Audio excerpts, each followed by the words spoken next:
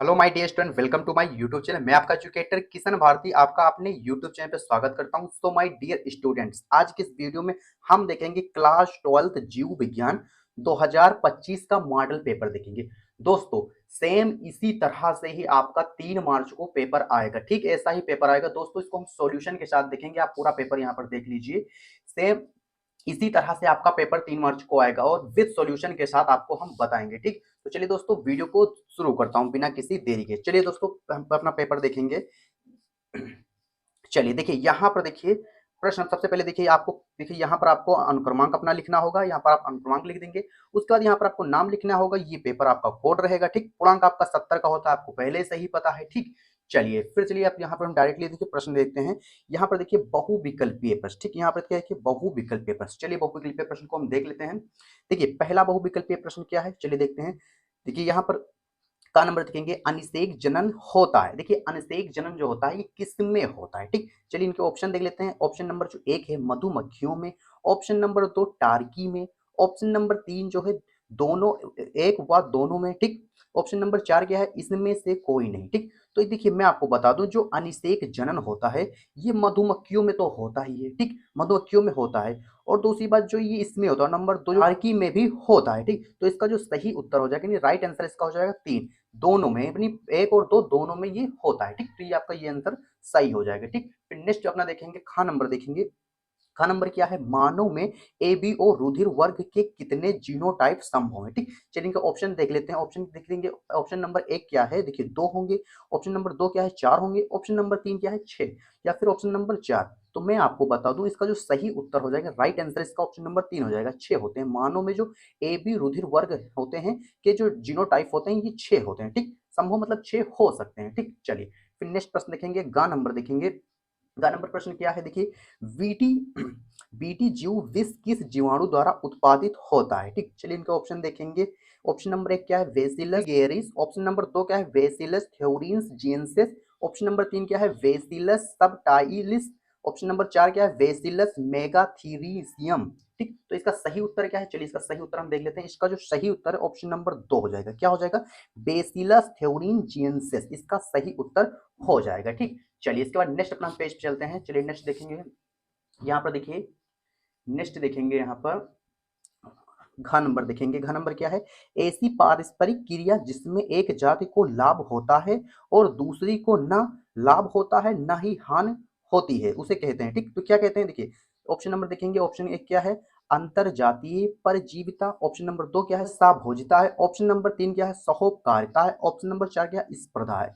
तो इसका जो सही उत्तर है, सही उत्तर क्या हो जाएगा, ऑप्शन नंबर जो 2 है, साभोजिता इसका करेक्ट आंसर हो जाएगा। ठीक, चलिए फिर नेक्स्ट देखेंगे। अब आता है क्या, देखिए निश्चित लघु उत्तरीय प्रश्न। अब इसमें देख लेते हैं, चलिए सॉल्यूशन के साथ देखेंगे सभी प्रश्नों को। चलिए देख लेते हैं। देखिए पहला देखिए ऑप्शन दूसरे का देखेंगे। ठीक, प्रश्न उत्तर नंबर 2 का हम का देखेंगे। ठीक, तो क्या क्या है, देखिए लीडिंग कोशिकाओं द्वारा संश्लेषित व स्रावित वृषण हार्मोन का नाम लिखिए। तो इसका चलिए क्या है, चलिए देखिए देखिए यहाँ पर क्वेश्चन को फिर से देखेंगे। लीडिंग कोशिकाओं द्वारा संश्लेषित व स्रावित हार्मोन का नाम लिखिए। तो जो वृषण हार्मोन होता है कौन सा होता है, तो होता है टेस्टोस्टेरोन। ठीक, क्या होता है, टेस्टोस्टेरोन होता है। ठीक, ये आपका सही आंसर हो जाएगा। ठीक, तो आपको ऐसे ही लिख देना है परीक्षाओं में। ठीक, एक नंबर में ऐसे इसी तरह से आपसे पूछा जाएगा, आपको ऐसे ही लिख देना है। ठीक, फिर खा नंबर देखेंगे। प्रश्न हमारा खा नंबर क्या है, उस फ्रांसीसी प्रकृति वैज्ञानिक का नाम लिखिए जिन्होंने कहा था कि जीव रूपों का विकास अंगों के उपयोग एवं अनुपयोग के कारण हुआ है। ठीक, तो किसने कहा था, चलिए देख लेते हैं। यहाँ पर देखिए हमने उत्तर लिखा है, जीन बैप्टिस्ट लेमार्क। ठीक, किसने कहा था, जीन बैप्टिस्ट लेमार्क ने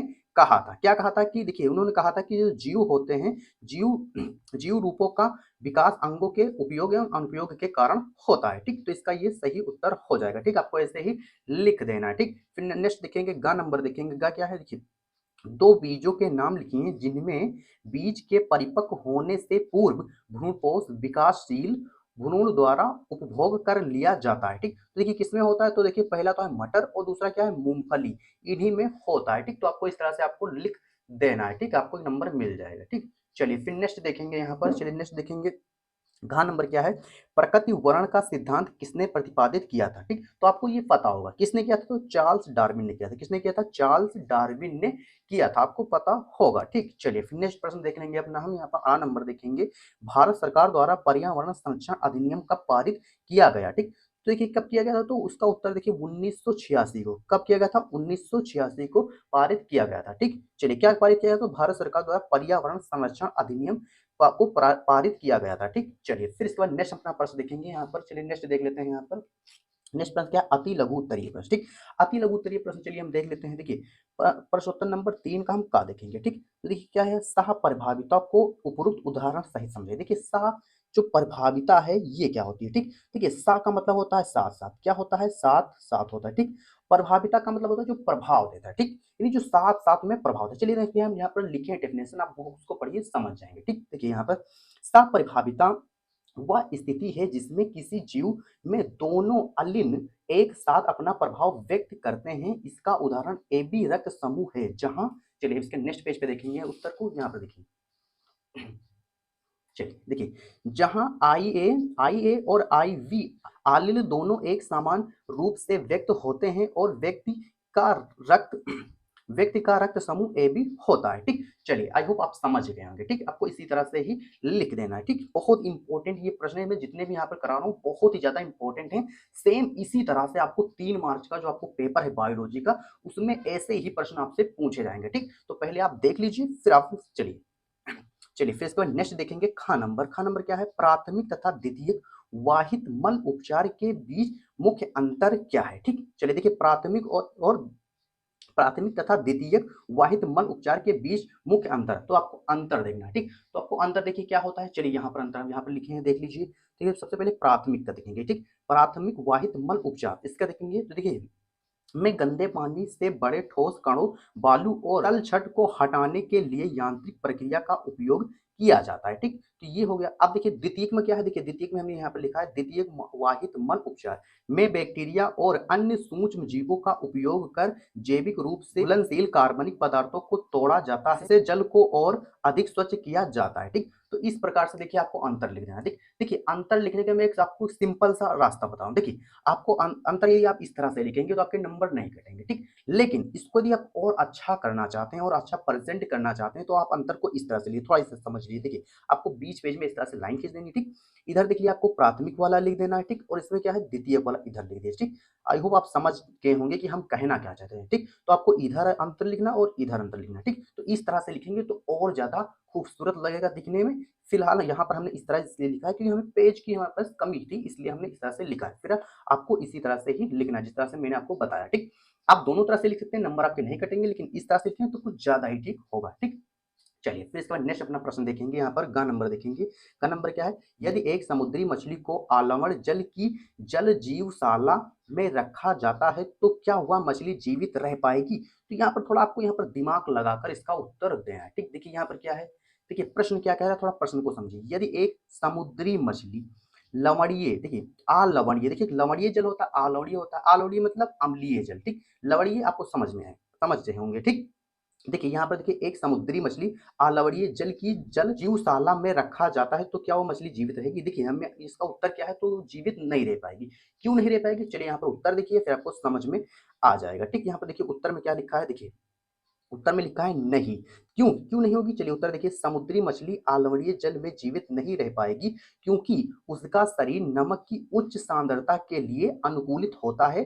अलवणीय जल में रखे जाने पर मछली के शरीर में जल संतुलन गड़बड़ हो जाता है जिससे कि उसकी मृत्यु हो जाएगी। ठीक है, नहीं हो सकती है। देखिए क्या होता है, देखिए यहाँ पर देखिए जो आल मछली होती है, देखिए समुद्री जो मछली होती है, समुद्र का जो पानी कैसा होता है, तो समुद्र का पानी होता है वो खारा होता है, यानी कि वो लवणीय होता है। ठीक, और यहाँ जो समुद्र की मछली है वो लवणीय जल में रहती है। ठीक, सपोज दिस आप जो समुद्र की मछली उसे कहीं किसी छोटे से तालाब में रखेंगे जिसका जो जल है वो अम्लीय हो, यानी लवणीय ना हो, अम्लीय हो, तो वहां पर वो जीवित नहीं रह पाएगी। ठीक, आई होप आपको समझ में आ रहा होगा हम जो कहना चाह रहे हैं। ठीक, चलिए फिर नेक्स्ट प्रश्न देखेंगे अपना। यहाँ पर नेक्स्ट प्रश्न हम देखते हैं। यहाँ पर घ नंबर क्या है, देखिए घ नंबर देखिए प्रश्न क्या है, वाटसन एवं क्रिक द्वारा प्रस्तुत किए गए कुंडलीन डीएनए मॉडल का नामांकित चित्र बनाइए। देखिए बहुत ही ज़्यादा मोस्ट इम्पोर्टेंट प्रश्न है, बहुत ही ज़्यादा। देखिए ये क्या होता है, तो आपको बगल में दिख रहा होगा, सेम यही फिगर जो आपको बनाना है, जिस तरह से ये चित्र बना है सेम इसको आपको ऐसे ही बनाना है, ठीक। तो ये लगभग ये 5 अंक का पूछा जाता है, ठीक। तो इस चीज़ को हम यहाँ पर नहीं कराएँगे, आप यूट्यूब पे वीडियो पढ़िए, आप वहाँ पर देख सकते हैं, ठीक। चलिए फिर नेक्स्ट प्रश्न देखते हैं, यहाँ पर अगला नंबर देखेंगे, मिलर के चिरंगारी विमुक्ति उपकरण का स्वच्छ नामांकित चित्र बनाइए। तो इसका भी चित्र आपको स्क्रीन पे दिख रहा होगा, सेम ऐसे ही आपको परीक्षा में बनाना है, ठीक। चलिए इसको भी आप बना लेंगे, ये भी बहुत ज़्यादा इंपॉर्टेंट है। मैं आपको बता दूं कि ये दोनों जो प्रश्न है बहुत मोस्ट इंपॉर्टेंट है, बहुत ही ज़्यादा इंपॉर्टेंट है परीक्षा की दृष्टि से, ठीक। तो इसको भी आप तैयार जरूर से जरूर कर लेंगे, ठीक।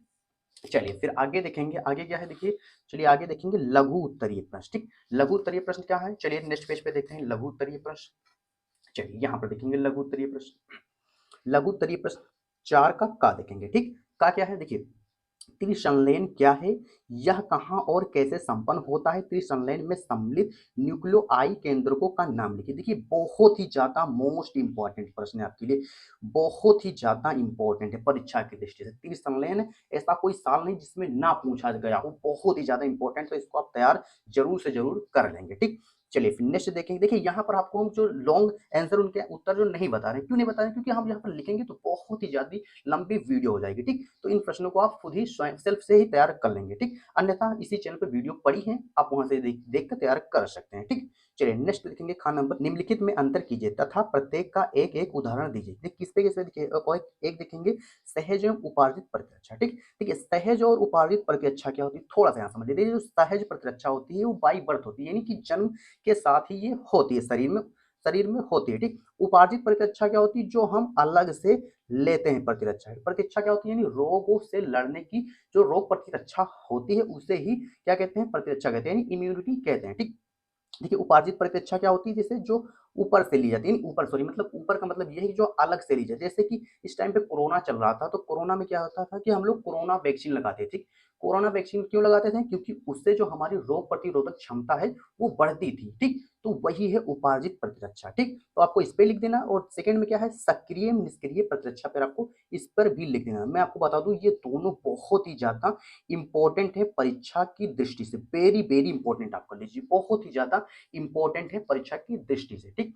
चलिए फिर नेक्स्ट देखेंगे प्रश्न अपना ग नंबर देखेंगे, एक शिशु का रुधिर वर्ग ओ है, यदि पिता व माता के रुधिर वर्ग क्रमशः ए व बी हैं, तो जनकों के जीनोटाइप और उनके अन्य संतत के जीनोटाइप पता कीजिए। देखिए ये क्वेश्चन बहुत ही ज्यादा इंपॉर्टेंट है आपके लिए, बहुत ही ज्यादा इंपॉर्टेंट, तो इसको भी आप तैयार कर लेंगे, ठीक। नेक्स्ट देखेंगे प्रश्न घ नंबर देखेंगे, जीन चिकित्सा क्या है, एडिनोसिन डीएमिनेज एडीए की कमी का उदाहरण देते हुए इसकी सचित्र व्याख्या कीजिए। बहुत ही ज्यादा ये भी आपका इंपॉर्टेंट है प्रश्न परीक्षा की दृष्टि से, इसको भी आप तैयार जरूर से जरूर कर लेंगे, ठीक। चलिए फिर नेक्स्ट प्रश्न देखेंगे, प्रश्न उत्तर नंबर 5 का देखेंगे, ठीक।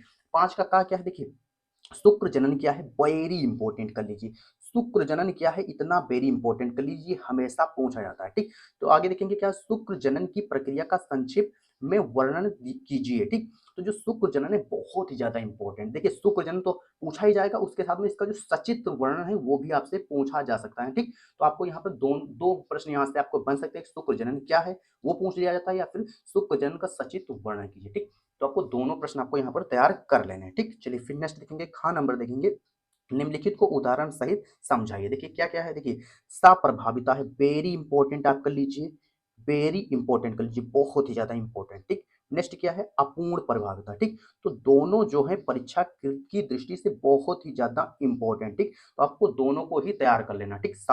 सप्रभाविता ये भी तैयार कर लेंगे, और अपूर्ण प्रभाविता ये भी आप तैयार कर लेंगे, में बहुत ही ज्यादा इंपॉर्टेंट है, पेपर में बहुत बार पूछा जाता है, ठीक। हमेशा पूछा जाता है, क्योंकि यूपी बोर्ड में देखिए 7 सेटों में पेपर बनता है, ठीक। 7 में से 5 से 6 सेटों में हर बार पूछा ही जाता है, ठीक। तो इसको भी आप तैयार कर लेंगे, ठीक। नेक्स्ट प्रश्न देखेंगे, जेल इलेक्ट्रोफोरेंसिस से आप क्या समझते हैं, ठीक। तो आपको ये प्रश्न आपके लिए ये भी इंपॉर्टेंट की श्रेणी में, ठीक। इसको भी आप इंपॉर्टेंट की श्रेणी में रखिए, ये भी इंपॉर्टेंट होता है, ठीक। पूरा प्रश्न पढ़ेंगे, देखिए डीएनए खंडों का पृथक्करण एवं विगलन की तकनीकी का सचित्र में वर्णन कीजिए, ठीक। तो दोनों प्रश्न एक ही हैं, दोनों बहुत ही ज्यादा इंपॉर्टेंट, ठीक। मतलब यहाँ पर 2 प्रश्न है, एक ही प्रश्न है, बहुत ही ज्यादा ये भी इंपॉर्टेंट प्रश्न है, ठीक। नेक्स्ट देखेंगे बायोगैस क्या है, वेरी वेरी इंपॉर्टेंट कर लीजिए, क्या कर लीजिए, वेरी वेरी वीवीआईपी कर लीजिए, बहुत ही ज्यादा इंपॉर्टेंट है बायोगैस, ठीक, बहुत ही बार में पूछा गया, ठीक। तो बायोगैस क्या है, एक प्रारूप बायोगैस संयंत्र का चित्र की सहायता से वर्णन कीजिए, देखिए संयंत्र होगा यहाँ पर, ठीक, संयंत्र है का वर्णन कीजिए, वेरी वेरी इंपॉर्टेंट आप कर लीजिए, ठीक, वेरी वेरी इंपॉर्टेंट कर लीजिए ये भी प्रश्न। देखिए यहाँ पर जितने प्रश्न बता रहा हूँ बेटा बहुत ही ज्यादा इंपॉर्टेंट है परीक्षा की दृष्टि से, ठीक, तो आप सारे आप तैयार जरूर जरूर कर लेंगे, ठीक। फिर देखेंगे 6 नंबर पर, प्रश्न संख्या 6 का देखेंगे, इसमें क्या है देखिए, मलेरिया की रोग जनता लक्षण एवं बचाव के उपयोग, बहुत ही ज्यादा इंपॉर्टेंट ये भी है, ठीक, बहुत ही ज्यादा इंपॉर्टेंट है, ठीक। चलिए नेक्स्ट देखेंगे खान नंबर, निम्नलिखित पर संक्षिप्त टिप्पणी, देखिए टिप्पणी जो लिखने को आती है ये बहुत ज्यादा आती है, नहीं, ये टिप्पणियां जो आती हैं 4 से 5 टिप्पणियां जरूर से जरूर आती हैं परीक्षा में, ठीक, तो टिप्पणी आप जरूर तैयार कर लीजिए, किस पे देखिए, परजीविता है, फिर दूसरी क्या है, सहोपकारिता, ठीक, तो दोनों में से एक पे तो डेफिनेटली पूछा ही जाएगा, ठीक, इंपॉर्टेंट ये भी है आपके लिए, ठीक। चलिए फिर नेक्स्ट अपना पेज पे हम देखेंगे, चलिए नेक्स्ट पेज पे हम देखेंगे यहाँ पर प्रश्न, चलिए यहाँ पर देखिए, यहाँ पर देखेंगे प्रश्न उत्तर नंबर खा देखेंगे, ठीक, खा क्या है, चलिए देखेंगे सूक्ष्म जीवों का प्रयोग रसायन उर्वरकों तथा पीड़क नाशियों के प्रयोग को कम करने के लिए भी किया जाता है, इस कथन की पुष्टि कीजिए, ठीक, तो इस कथन की आपको क्या करना है, पुष्टि करना है, ठीक, यानी इसको आपको सिद्ध करना है, ठीक, इंपॉर्टेंट ये भी आपका है, इंपॉर्टेंट की श्रेणी में इसे भी रखिए, जितने भी यहाँ प्रश्न है सारे इंपॉर्टेंट वेरी वेरी इंपॉर्टेंट है, सेम इसी तरह के प्रश्न आपकी परीक्षा में आएंगे, इनसे बाहर कुछ भी नहीं आएगा, ठीक बेटा, तो आप सारे के सारे आपको तैयार कर लेना है, ठीक। चलिए घ नंबर देखेंगे, प्रतिबंधम एंजाइम क्या है, इसके कारण लिखिए, वेरी वेरी इंपॉर्टेंट कर लीजिए, क्या कर लीजिए, वेरी वेरी इंपॉर्टेंट कर लीजिए, प्रश्न आपकी परीक्षा में जरूर से जरूर पूछा जाएगा, ठीक। फिर इसके बाद देखेंगे विस्तृत उत्तरीय प्रश्न, ठीक, यानी 7 नंबर वाले प्रश्न देखेंगे, कितने नंबर वाले, 7 नंबर वाले प्रश्न देखेंगे, ठीक। चलिए देखेंगे 7 नंबर वाले प्रश्न, पहला क्या है, मनुष्य में मनुष्य के माता जनन तंत्र का नामांकित चित्र की सहायता से वर्णन कीजिए, ठीक, it is very most important for UP board examination 2025, बहुत ही ज्यादा इंपॉर्टेंट है परीक्षा की दृष्टि, ठीक। एक है गया देखो मादा हो गया, ठीक, और दूसरा कौन सा है, दूसरा है पुरुष, ठीक, दूसरा कौन सा है, पुरुष, तो इन दोनों में से एक तो 100% आएगा, इन दोनों में से एक तो 100% आएगा, क्योंकि ये हमेशा बोर्ड परीक्षा में पूछा ही जाता है, ठीक, माता जन्म तंत्र हो गया और पुनर्जन्म, इन दोनों में से एक 100% ही आएगा, तो आप तैयार जरूर से जरूर कर लेंगे, ठीक, विथ चित्र के साथ में, किसके साथ में, चित्र के साथ में आपको तैयार करना है और इसका वर्णन भी आपको करना है, ठीक, बहुत ही ज्यादा इंपॉर्टेंट है पेपर की दृष्टि से, ठीक। अथवा में देखिए एक प्रश्न दे दिया जाता है, अगर यह नहीं कर पाते तो अथवा में देखिए क्या है, परागण क्या है, पुष्पी पादपों में होने वाले विभिन्न प्रकार के परागण का वर्णन कीजिए, जीवीय परागण कर्मकों के बारे में उल्लेख कीजिए, ठीक, तो ये प्रश्न आपके लिए बहुत ज्यादा इंपॉर्टेंट, देखिए परागण से मैं आपको यहाँ पे 3-4 प्रश्न बताता हूँ, देखिए कैसे पूछा जाएगा, परागण किसे कहते हैं आप ये पूछेगा, या फिर परागण के प्रकार, परागण कितने प्रकार के होते हैं, स्वपरागण होता है, पर परागण होता है, ठीक, और उसके बाद में स्वपरागण के लाभ तथा हानि, पर परागण के लाभ तथा हानि, तो इन 4 से 5 प्रश्नों में से तो 100% एक प्रश्न जरूर आएगा, ठीक, एक प्रश्न जो है 100% आएगा, ठीक, परागण से रिलेटेड एक प्रश्न 100% आएगा, इसलिए परागण को आप पूरा समझ लीजिए, तैयार कर लीजिए, परागण के प्रकार, लाभ हानि, सारा कुछ परागण से रिलेटेड आप तैयार कर लेंगे, एक प्रश्न तो 100% ही आएगा पेपर में, ठीक, तो ये आपको तैयार कर लेना है, ठीक। चलिए उसके बाद देखेंगे प्रश्न नंबर 8, 8 में देखिए क्या होता है, चलिए देखिए, लिंग निर्धारण क्या है, मानव तथा मधुमक्खियों में लिंग निर्धारण की क्रिया विधि का वर्णन कीजिए, देखिए लिंग जो निर्धारण होता है वेरी वेरी इंपॉर्टेंट क्वेश्चन, क्या है, बीबीआईपी है, क्या है, वेरी वेरी इंपॉर्टेंट प्रश्न है, ठीक। देखिए जो लिंग निर्धारण ये मानव के लिए बहुत इंपॉर्टेंट है, और साथ में ही मधुमक्खियों में जो लिंग निर्धारण होता है ये भी इंपॉर्टेंट, तो ये देखिए अलग अलग भी पूछा जा सकता है, कभी कभी दोनों एक ही में पूछ लेता है, ठीक, तो ये दोनों में से एक तो डेफिनेटली ही फंसेगा, ठीक। अथवा में देखिए क्या होता है, यदि आप ये नहीं कर पाते तो अथवा में देख लीजिए, वंशागति को परिभाषित कीजिए, मेंडल के स्वतंत्र अभियोन के नियम का वर्णन कीजिए, ठीक, तो जो मेंडल के नियम है वंशागत के बहुत ज्यादा इंपॉर्टेंट है, मेंडल के कितने नियम है, 3 नियम है, तीनों नियम में से एक ना एक नियम तो 100% ही पूछा जाएगा, ठीक, तो आपको मेंडल के जो तीनों नियम है आपको याद कर लेना है, ठीक, तीनों नियम बहुत ज्यादा इंपॉर्टेंट है, ठीक। चलिए फिर इसके बाद देखिए नेक्स्ट प्रश्न देखेंगे 9वां, 9 में क्या है, पारिस्थितिक पिरामिड क्या है, संख्या तथा ज्योभार के सूची स्तंभों का उदाहरण सहित वर्णन कीजिए, देखिए जो जो ये पारिस्थितिकी तंत्र होता है, ठीक, ये जो पिरामिड होता है बहुत ही ज्यादा इंपॉर्टेंट होता है, ये हमेशा परीक्षाओं में पूछा ही जाता है, ठीक। इसका जो सचित्र आपको वर्णन किया जाता है, जो आपको का जो चित्र बनता है, इसको भी आपको तैयार कर लेना है, ठीक। वित्त चित्र के साथ आपको तैयार कर लेना है, ठीक। इसमें जो ऊर्जा का स्तर क्या होता है आपको पता होना चाहिए, बहुत ही ज्यादा इंपॉर्टेंट प्रश्न, ठीक। देखिए ये कितने नंबर का, 7 नंबर में ये पूछा जाता है, ठीक। फिर नेक्स्ट देखेंगे नहीं, इसके अथवा में कर लीजिए, ये आप नहीं कर पाते तो आप ये कीजिए। देखिए ये क्या है, जैव विविधता से आप क्या समझते हैं, जैव विविधता की क्षति के क्या कारण हैं, जैव विविधता संरक्षण की दो विधियां को समझें, दो विधियों को समझें, ठीक। तो जैव विविधता क्या होता है, देखिए यहाँ से आपका एक प्रश्न अलग है, ठीक। देखिए यहाँ से एक प्रश्न अलग है, देखिए जैव विविधता से आप क्या समझते हैं, ठीक। तो जीव में पाए जाने वाली भिन्नता को ही क्या जीव विविधता कहते हैं। तो आपको सिंपली से आपको ये 2 नंबर का ये आपसे पूछ ले सकता है, ठीक। लेकिन यदि आपसे 7 नंबर पूछता है, 4 नंबर पूछता है, 5 में पूछता है, तो ये पूरा आपको लिखना होगा, ठीक। पूरा आपको लिखना ही होगा, ठीक। तो दोस्तों यहाँ पर देखिए मैंने आपको यहाँ पर पूरा पेपर दिखा दिया है, सेम इसी तरह से, सेम इसी तरह से इसी पैटर्न पर आधारित आपका जो पेपर आपको मिलेगा, जो आपका 3 मार्च को जो आपका पेपर है जीव विज्ञान का, ठीक, यानी बायोलॉजी का जो पेपर है, सेम ऐसे ही मिलेगा। यदि आप इस पेपर को तैयार कर लेते हैं, जितना मैंने आपको यहाँ पे बताया, इसको आप तैयार कर लेते हैं, तो 65 नंबर आपके 100% मिलेंगे, 65 नंबर जो आपके 100% मिलेंगे, ठीक। इनसे कम नहीं होंगे, जितना मैंने आपको बताया है इतना आप तैयार कर लेते हैं तो आपके 65 नंबर 100% मिलेंगे, 70 में से आपके 65 जरूर से जरूर मिल जाएंगे, ठीक। तो दोस्तों यदि आज के इस वीडियो से कुछ नया सीखे हो, वीडियो आपको पसंद आई हो, तो वीडियो को लाइक कर दीजिए, और चैनल पे पहली बार है तो चैनल को सब्सक्राइब जरूर कर लीजिए। चलिए दोस्तों मिलता हूं से फिर किसी दूसरे वीडियो के साथ, तब तक के लिए love you, bye bye, take care.